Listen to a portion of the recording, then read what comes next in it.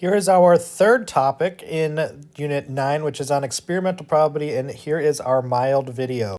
We're going to be in this lower left-hand corner where it says experimental probability. We're going to talk a little bit about the difference between theoretical and experimental probabilities, and then we'll do a couple examples. So on the previous sets of videos, we talked about theoretical probability, which was what we think will happen as long as everything is fair. An experimental probability, this is what we will do an experiment, and then based on the data, we're going to guess what's going to happen next. So for instance, the more times we do the experiment, the closer our experimental probability will get towards the theoretical probability. So here's our first example. We have Jeanette's pie shop. She recently sold 14 pies, 4 of which were blackberry. We want to find the experimental probability that the next pie sold will be blackberry pie. So we're basing our results on what has previously happened. So we have 4 blackberry pies out of 14 total pies, which, remember, on IXL, it'll give you specifically what we're looking for. So I'm going to give you all 3 ways to represent it. First, we're going to start off with the simplified fraction of 2/7.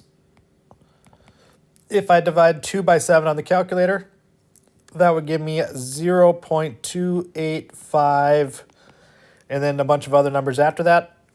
We're going to round it to the nearest hundredth, so 0.29. And then to change that into a percent, I multiply by 100 to get 29%. In this example, we have a miniature golf course that supplies colored golf balls to its customers. In the table, you have the number of golf balls for each color that were handed out to their customers. We want to find the experimental probability that the next customer will receive a pink golf ball. So pink was 10 of our golf balls. And if I count all those together, I know that there are 20 golf balls total.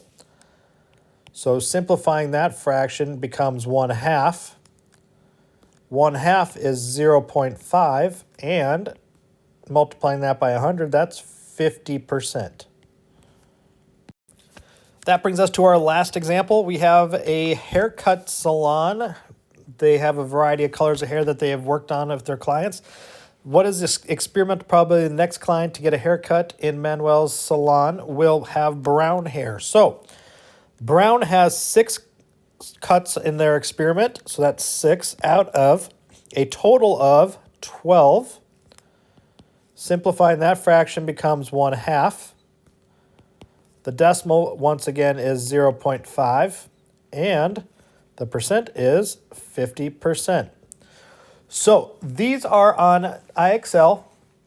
These CYUs are on IXL. That is 9AA. And you want to get the scale up to an 80 before you show me.